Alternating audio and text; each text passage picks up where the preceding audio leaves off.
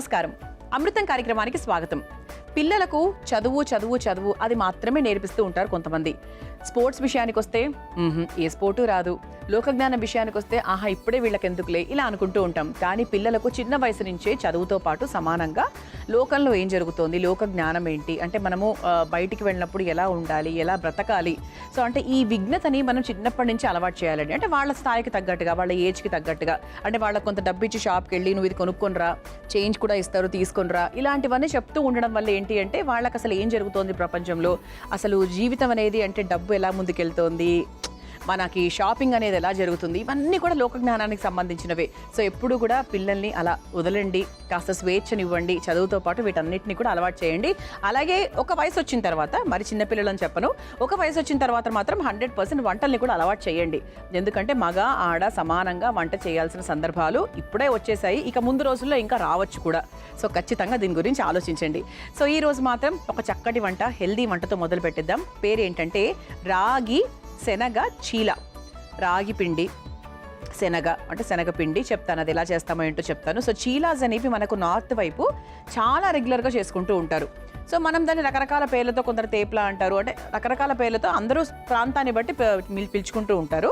So మనం ఏంటంటే ఈరోజు రాగితో చక్కగా శనగ చీల తయారు చేసుకోబోతున్నాం. ముందుగా కావాల్సిన పదార్థాలు ఏంటో చూసేద్దాం. రాగి శనగ చీల తయారు చేసుకోవడానికి కావాల్సిన పదార్థాలు: ఉల్లికాడలు 1 కప్పు, పచ్చిమిర్చి 4, అల్లం పచ్చిమిర్చి పేస్ట్ 2 టేబుల్ స్పూన్లు, క్యారెట్ తురుము 1 కప్పు, పాలకూర తరుగు 1 కప్పు, క్యాప్సికం ముక్కలు 1 కప్పు, శనగపిండి 1 కప్పు, రాగి పిండి 1 కప్పు, పసుపు 1 టేబుల్ స్పూన్, జీలకర్ర పొడి 1 టేబుల్ స్పూన్, జీలకర్ర 1 టేబుల్ స్పూన్, వాము 1/2 టేబుల్ స్పూన్, ఉప్పు తగినంత, నూనె 3 టేబుల్ స్పూన్లు. రాగి శనగ చీల తయారు చేసుకోవడానికి కావాల్సిన పదార్థాలన్నీ కూడా రెడీగా ఉన్నాయి. సో ఇక్కడ మనకు రాగి గురించి మాట్లాడుకోవాలి అంటే మనము మన అమృతంలో చాలా చాలా రెసిపీస్ చేసుకున్నామండి రాగితో. బట్ అయినా కూడా మళ్ళీ అంటే మంచి విషయాల గురించి మనం ఎన్నిసార్లు మాట్లాడుకోవచ్చు అనుకుంటూ ఉంటాం కదా. సో రాగి అంటే ఎముకలకి బాగా బలాన్ని ఇచ్చేటువంటి ఒక చక్కటి పదార్థం. పసిపిల్లల నుంచి పెద్దవాళ్ళ దాకా ప్రతి ఒక్కరు కూడా హాయిగా రాగిని దర్జాగా తినొచ్చు.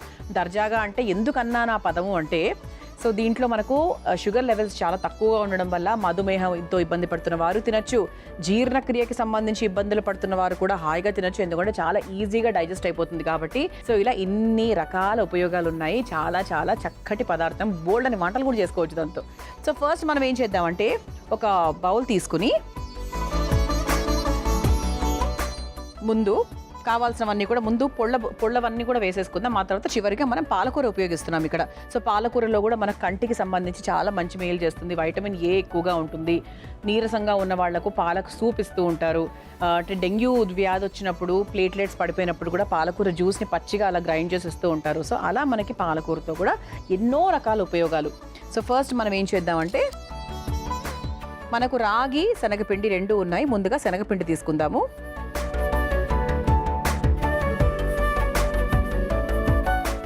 సో ఇక్కడ మనకు శనగపిండితో పాటు రాగి పిండిని కూడా ఉపయోగిస్తున్నాం కాబట్టి ఈ కాంబినేషన్ కూడా మనకు చాలా టేస్టీగా ఉంటుంది. ఫస్ట్ ఆఫ్ ఆల్ రాగితో ఏది చేసినా టేస్ట్ అండి, టేస్ట్ అయితే బ్రహ్మాండంగా ఉంటుంది. అసలు నాకు పరమ ఇష్టము రాగితో ఏది చేసినా కూడా. సో తర్వాత మనం ముఖ్యంగా వేసుకోవాల్సింది ఏంటి అంటే ఫస్ట్ పసుపు. బికాస్ చీల అంటేనే మనకు రంగు ఎల్లో కలర్లో రావాలి. ఓకే, అది మాత్రం ఖచ్చితంగా చూసుకోండి. వితౌట్ ఎల్లో అది కొంచెం చీలా రంగులో రాదు. సో ఖచ్చితంగా పసుపు వేసుకోండి. అండ్ జనరల్ కలర్ గురించనే కాదు, పసుపు అనేది అందరం ఎందుకు వేసుకుంటాము, ఒక యాంటీ ఇన్ఫ్లమేటరీగా పనిచేస్తుంది కాబట్టి. సో 100% వేసుకుంటాం. దాని తర్వాత అల్లం పచ్చిమిర్చి పేస్ట్ కూడా వేసుకుందాం. సో దీంట్లో మనం ముందుగానే చక్కగా రుబ్బుకొని పెట్టుకున్నాము. సో ఘాటుకు తగ్గట్టుగా, కారానికి తగ్గట్టుగా మీరు పట్టి వేసుకోవచ్చు అనమాట. ఓకే, సో ఆ తర్వాత ఇందులో కాస్త వాము వేసుకుందాం. అంటే కొంతమందికి శనగపిండి గ్యాసు ఇట్లాంటివన్నీ అంటూ ఉంటారు. ఉన్నా లేకపోయినా జీర్ణక్రియలో భాగంగా వాము అనేది 100% ఏదో ఒక రూపంలో తినొచ్చు. పచ్చిగా కూడా హాయిగా తినొచ్చు. కాస్త ఘాటుగా ఉంటుంది కానీ మంచిదే. సో ఆ ఘాటు మన గొంతుకు మంచి చేస్తుంది, చెడేం చేయదు కాబట్టి తినొచ్చు. ఆ తర్వాత సన్నగా తరుక్కున్న క్యాప్సికం ముక్కలు చూసుకోండి. అంటే మీరు చీల ఎన్ని వేయాలనుకుంటున్నారు దాన్ని బట్టి పిండి క్వాంటిటీకి ఎక్కడ ఇబ్బంది కాకుండా మీరు చూసుకొని వేసుకోండి. ఆ తర్వాత పచ్చిమిరపకాయలు కూడా వేసుకోవచ్చు. లేదు మనము రుబ్బుకున్నాం కదా ఆల్రెడీ అనుకుంటే సో దాంట్లో అదొక్కటే కూడా సరిపోతుంది. బికాస్ పిల్లలు కూడా తింటూ ఉంటారు, వాళ్ళకి మధ్యలో తగిలితే ఇబ్బంది అనుకుంటే పేస్ట్ రూపంలో వేసేసుకోవచ్చు. ఈజీ అన్నమాట. సో ఆ తర్వాత ఉల్లికాడలు, సన్నగా తరుక్కున్న ఉల్లికాడలు, ఉల్లిపాయ ముక్కలు వేసుకోవాలి అనుకుంటే కూడా హ్యాపీగా ఉల్లిపాయ ముక్కలు మీరు ఇంట్లో వేసేసుకోవచ్చు. ఒకసారి ఇలా కలిపేసుకుందాము. ఆ తర్వాత ఇందులో కాస్త పొడి, జీలకర్ర పొడి, ఆ తర్వాత జీలకర్ర కూడా కాస్త వేసుకోవచ్చు. ఆ తర్వాత సన్నగా తరుక్కున్న క్యారెట్, రంగు పరంగా బాగుంటుంది, రుచిపరంగా బాగుంటుంది, మంచి అంటే ఆరోగ్యానికి కూడా మంచిది, పిల్లల కంటి ఆరోగ్యానికి చాలా మంచిది క్యారెట్. లక్కీగా పిల్లలు కూడా క్యారెట్ ఇష్టపడతారు కాబట్టి మనకి టెన్షన్ లేదు. ఆ తర్వాత ఇందులో దీనికి సరిపడా పాలకూర కూడా వేసుకుందాం. సన్నగా తరుక్కోవాలండి పాలకూర. ఆ తర్వాత ఈ క్వాంటిటీకి ఇప్పుడు మనం చివరిగా ఉప్పు వేసుకుంటే ఏంటంటే అసలు మనం ఏమేమి వేసామో దాన్ని బట్టి మనకు జనరల్గా లాస్ట్లో వేస్తే ఎక్కువ తక్కువలు కావు, పర్ఫెక్ట్గా వేస్తాం ఉప్పు. సో ఇప్పుడు చీల అంటే ఏంటి అంటే దోశ పిండి అంత మరీ జారుగా కాకుండా, ఇడ్లీ పిండి అంత గట్టిగా కాకుండా కొంచెం మధ్యస్థాయిగా చూసుకోవాలన్నమాట. ఒకసారి చూడండి.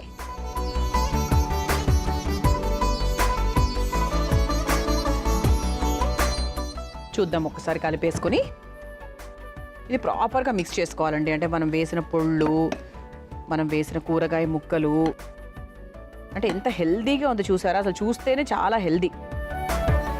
అంటే హెల్త్ అలా కనిపిస్తోంది, ఇంకా తింటే ఎంత ఆరోగ్యం చెప్పండి. సో దీంట్లో మీరు ఫైనల్గా ఇంకొంచెం పొళ్ళు అది కావాలంటే మిక్స్ చేసుకోవచ్చు. ఇంకొంచెం వేసుకుందామండి లైట్గా.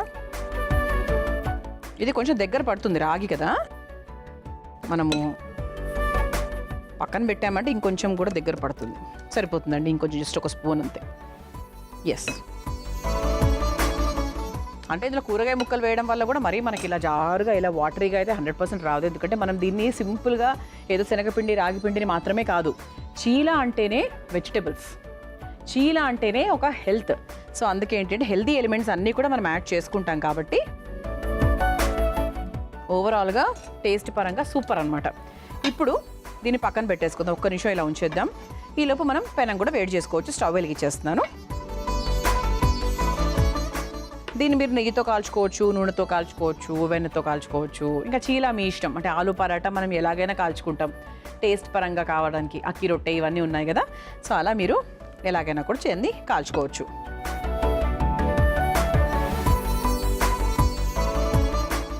కన్సిస్టెన్సీ చూసారు కదా, ఇలా వస్తుందన్నమాట. సో ఎప్పుడైనా కూడా అండి చీలాలు, ఆలు పరాటాలు ఇలాంటివి ఈ కేటగిరీలో ఉన్నవి ఏవైనా కూడా వేడివేడిగా తినాలి. సో దాన్ని అలా బాక్స్లో ఉంచి తర్వాత తిందాము అలా బాగోదు 100%. సో చీలాస్ అనేవి మనకు అల్పాహారంగా అట్లా ఇమ్మీడియట్గా అలా వేడివేడిగా తింటే బాగుంటుంది. లేదంటే డిన్నర్కి కూడా మనం ఇంట్లోనే ఉంటాం కాబట్టి లంచ్కి ప్రిఫర్ చేయకపోతేనే బెస్ట్ ఏమో. బాగోదని కాదు, చల్లగా అయిపోతుంది కాబట్టి దాని అసలైన ఒక ఫీల్ మిస్ అయిపోతాం అనమాట. లేదు మాకు పర్వాలేదు అలాగైనా తింటాము అంటే హ్యాపీగా తినచ్చు, బికాస్ హెల్దీ ఐటమ్ కదా. సో కొంతమంది హెల్త్ కోసం ఇట్లాంటివన్నీ కూడా పక్కన పెట్టేస్తూ ఉంటారు. ఈ చల్లదనాలు ఇలా కరకరలాడరాదు ఇవన్నీ కూడా పక్కన పెట్టేస్తారు. అది ఆఫ్కోర్స్ మళ్ళీ మీ ఇష్టం. సో బేసిక్గా ఫుడ్ అనేది ఏంటంటే ఒక్కొక్కరి ఇష్టాలు బట్టి ఉంటుందండి. ఒక్కొక్కరికి ఒక్కొక్క అలవాటు. కొందరు ఈ టైంలో తింటారు, కొందరు ఆ టైంలో తింటారు, కొందరు ఇలా తింటారు. అదే కదా పెద్ద కష్టం మనకి. ఫుడ్ అనేది ఎందుకు సబ్జెక్ట్ అంత కష్టం అంటే ఇన్ని రకాల భేదాభిప్రాయాలు ఉంటాయి కాబట్టి. ఓకే, సో మనకు పెనం కూడా వేడెక్కిపోయింది కాబట్టి ఇక చక్కగా మనం తయారు చేసుకున్న ఈ పిండి ఏదైతే ఉందో సో దాన్ని మనం చీరలాగా వేసేసుకుందాం.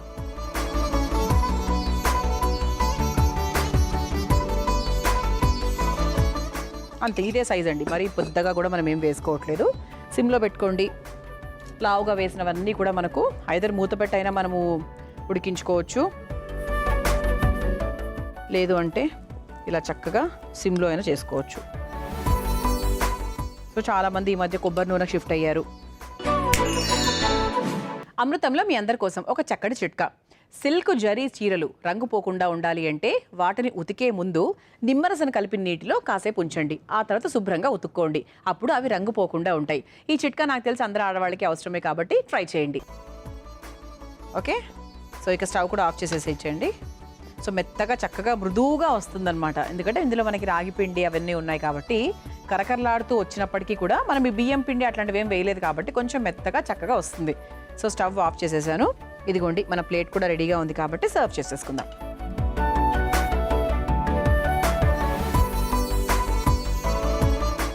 సో దీన్ని మనము చక్కగా టొమాటో చట్నీ, లేదంటే మనకు మామూలుగా కొబ్బరి చట్నీ, పల్లీల చట్నీ, పెరుగు, లేదంటే ఉట్టిది, అన్ని కారాలు అన్నీ ఉండగా అసలు మనకు పచ్చడితో పనే ఉందండి.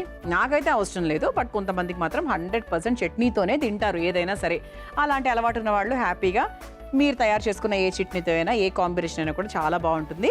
సో మరి రాగి శనగ చీల మీరు తయారు చేసుకోవాలనుకుంటే కావాల్సిన పదార్థాలు, తయారు చేసుకునే విధానం మనకు సార్ చూసేయండి. రాగి శనగ చీల తయారు చేసుకోవడానికి కావాల్సిన పదార్థాలు: ఉల్లికాడలు 1 కప్పు, పచ్చిమిర్చి 4, అల్లం పచ్చిమిర్చి పేస్ట్ 2 టేబుల్ స్పూన్లు, క్యారెట్ తురుము 1 కప్పు, పాలకూర తరుగు 1 కప్పు, క్యాప్సికం ముక్కలు 1 కప్పు, శనగపిండి 1 కప్పు, రాగి పిండి 1 కప్పు, పసుపు 1 టేబుల్ స్పూన్, జీలకర్ర పొడి 1 టేబుల్ స్పూన్, జీలకర్ర 1 టేబుల్ స్పూన్, వాము 1/2 టేబుల్ స్పూన్, ఉప్పు తగినంత, నూనె 3 టేబుల్ స్పూన్లు. రాగి శనగ చీల తయారు చేసుకునే విధానం: ముందుగా ఒక మిక్సింగ్ బౌల్ లో శనగపిండి, రాగి పిండి, పసుపు, అల్లం పచ్చిమిర్చి పేస్ట్, వాము, తరిగిన క్యాప్సికం, పచ్చిమిర్చి, ఉల్లికాడలు, జీలకర్ర పొడి, జీలకర్ర, క్యారెట్ తురుము, తరిగిన పాలకూర, ఉప్పు, సరిపడా నీళ్లు పోసి జారుడుగా కాకుండా అట్టుపిండిలాగా గట్టిగా కలుపుకోవాలి. ఆ తర్వాత స్టవ్ వెలిగించి తవ్వ వేడి చేసుకుని సిద్ధం చేసుకున్న పిండిని చీలాలాగా వేసుకొని నూనెతో 2 వైపులా కాల్చుకొని ఒక సర్వింగ్ ప్లేట్ లోకి తీసుకొని సర్వ్ చేసుకుంటే రాగి శనగ చీల రెడీ.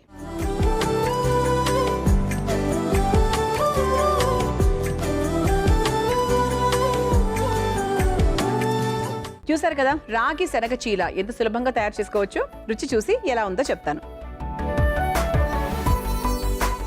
చూసారు, ఇలా పచ్చిమిరపకాయలు మధ్య మధ్యలో ఉన్నాయి. నాకు పర్వాలేదు అనుకోండి.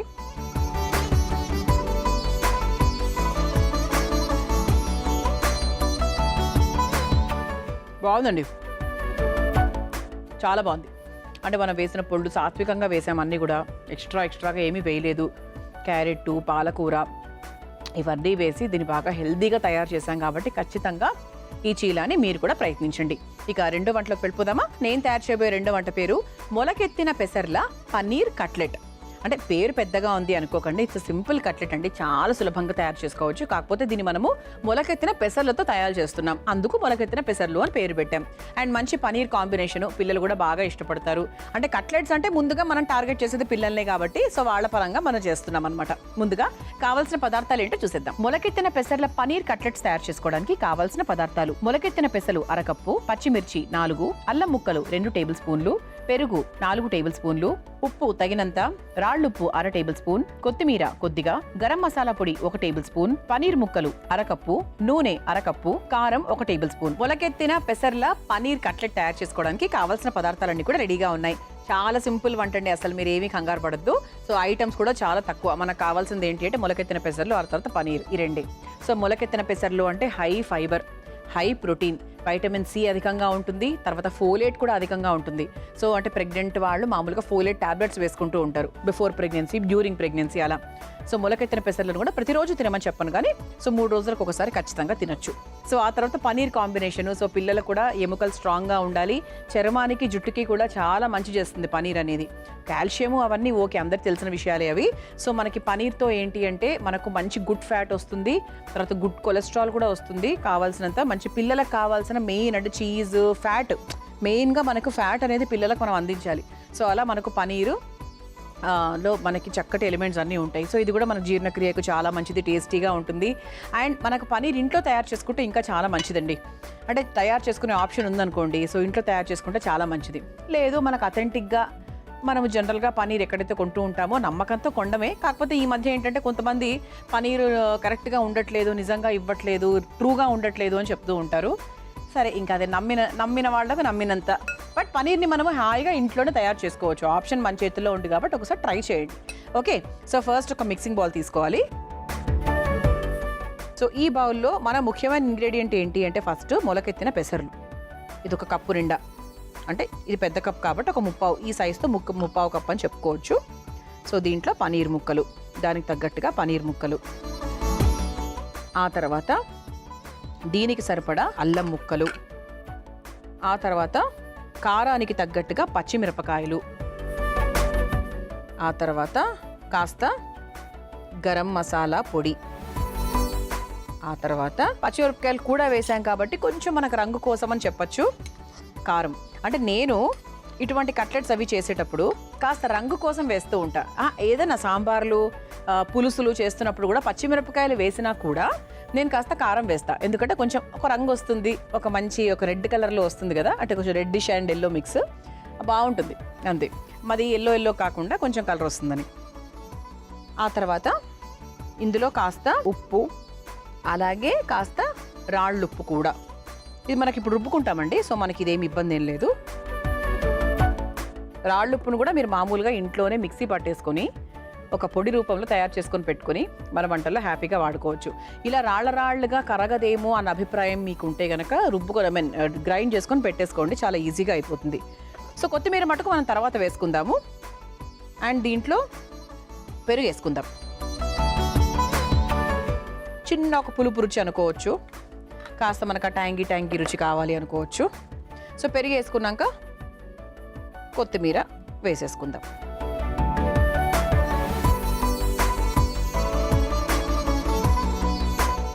దీన్ని ఇలా కాదనుకోండి, చక్కగా నీళ్లు చాలా తక్కువ పోసుకొని కొంచెం గట్టిగా రుబ్బుకోవాలి. ఎందుకంటే మనం ఇలా కట్లెట్స్తో తయారు చేసినప్పుడు వడపిండి ఉంటుంది కదా, వడపిండి కన్నా కూడా కొంచెం గట్టిగానే రావాలి, వస్తాయి కూడా, బికాజ్ ఇందులో అన్నీ ఉన్నాయి కదా మనకు పెసర్లు అవన్నీ. సో ఇలా అనేసుకొని చక్కగా ఇలా కట్లెట్స్ వేసుకోవడానికి అణువుగా నీళ్లు పోసుకొని చక్కగా రుబ్బుకోవాలి. ముందుగా రుబ్బుకొని తీసుకొచ్చేస్తారు. అండ్ ఆ తర్వాత మనం కట్లెట్ ప్రాసెస్లోకి వెళ్ళిపోవచ్చు. చూసారా, ఇలా చక్కగా కొంచెం ఇలా అంటే పిండి ఎలా ఉండాలంటే మన కట్లెట్స్ చేసుకోవడానికి కరెక్ట్గా మన చేతికి ఇలా రావాలి. సో ఇంతకుముందు నేను చెప్పిన విధంగానే. సో ప్రస్తుతానికి దీన్ని పక్కన పెట్టేసి స్టవ్ వెలిగించేసుకుందాం.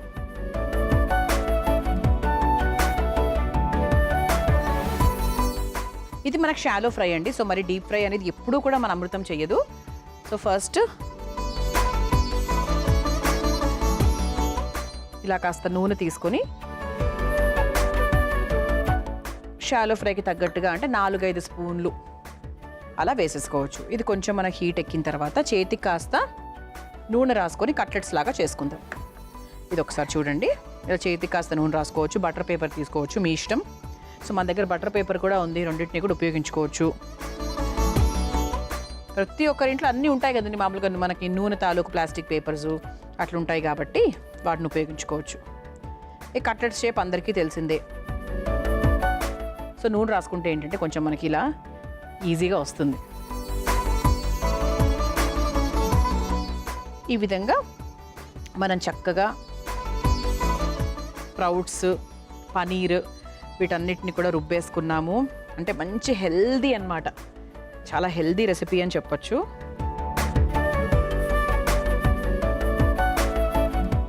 సో దీంట్లో మీరు సాధ్యమైనంత వరకు తక్కువ నీళ్లు పోసుకోండి. అసలు నీళ్ళే పోసుకోకపోతే ఇంకా బెటర్. నీళ్లు పోసుకోకుండా వచ్చింది అంటే, కాకపోతే కొంచెం మీకు ఏదైనా ఒక తేమ కావాలి అంటే గ్రైండ్ సరిగ్గా అవ్వట్లేదు, మరీ ముక్కలుగా ఉంటుంది అని అనుకుంటే మాత్రం కొంచెం వాటర్ యాడ్ చేసుకోండి అంతే. బికాజ్ మరి నీళ్ళు ఎక్కువైపోయాయి అనుకోండి మీకు సరిగ్గా రాదు. ఒకవేళ అలా మీకు ఎక్కువ అయింది అనిపిస్తే కూడా మీరు కాస్త శనగపిండి ఇట్లాంటివన్నీ వేసుకొని లైట్గా మనం కవర్ చేసుకోవచ్చు. ఇక మనకి లేడీస్కి అలాంటి ఆర్ట్ ఉంటుంది కాబట్టి ఆ విధంగా చేసుకోవచ్చు. బట్ ఇక్కడ మనం ఏంటంటే ఏ పిండ్లు ఉపయోగించకుండా, సో కేవలం అంటే ఈ పెసర్లతో పనీర్తోనే చేస్తున్నాం కాబట్టి అవసరం లేదేమో అనిపించింది. Okay, done. సో ఇలా మనకు చక్కగా 2 వైపులా షాలో ఫ్రై చేసుకుంటూ ఉండాలండి కట్లెట్స్ని. అమృతంలో మీ అందరి కోసం మరో చక్కటి చిట్కా. మనం ప్రతిరోజు బూట్ పాలిష్ మన పిల్లలకు, మన ఇంట్లో ఉండే మగవాళ్లకు చేసేస్తూ ఉంటాము. కానీ కొన్ని రోజుల తర్వాత బూట్ పాలిష్లోని ఆ పాలిష్ ఏదైతే ఉందో అది గట్టి పడిపోతూ ఉంటుంది, దాన్ని అలా పక్కన పడేస్తూ ఉంటాం. ఈసారి అలా చేయకండి. ఆ బూట్ పాలిష్ డబ్బా ఏదైతే ఉందో అందులో ఒక 4-5 చుక్కల వెనిగర్ వేయండి. అప్పుడు బూట్ పాలిష్ మళ్ళీ చక్కగా ఉపయోగించుకోవచ్చు. ఈ చిట్కా ప్రతిరోజు అందరికీ అవసరమే కదా, ట్రై చేయండి. సో మనకు చాలా తక్కువ అబ్జార్బ్ చేసుకుంటుందండి. సో మనం షాలో ఫ్రై అనే ఒక 4 స్పూన్లు వేసినప్పటికీ కూడా అది తీసుకునేది 1 లేదా 2 స్పూన్లు మ్యాక్సిమం అనమాట. ఓకే, సో స్టవ్ ఆఫ్ చేసేస్తున్నాను. మన ప్లేట్ కూడా రెడీగా ఉంది కాబట్టి సర్వ్ చేసేసుకుందాం.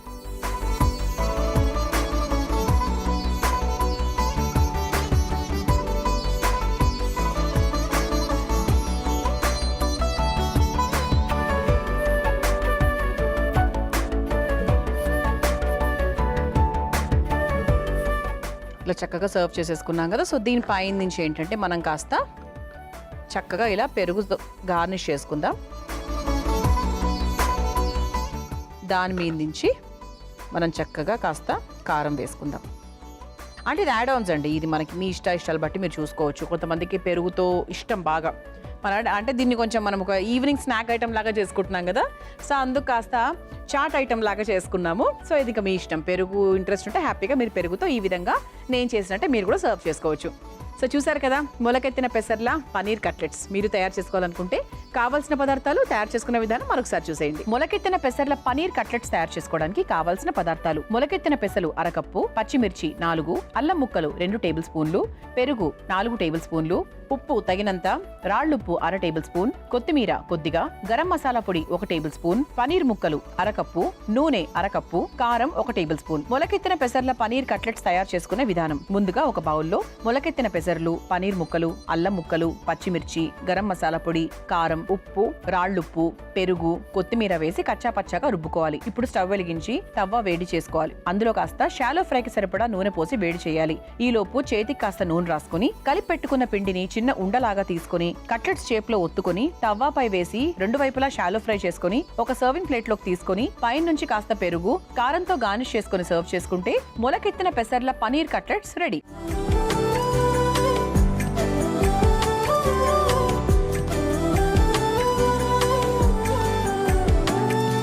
చూసారు కదా, మొలకెత్తిన పెసర్ల పనీర్ కట్లెట్స్ తయారు చేసుకోవడానికి కావాల్సిన పదార్థాలు, తయారు చేసుకునే విధానం, రుచి చూసి ఎలా ఉందో చెప్తాను.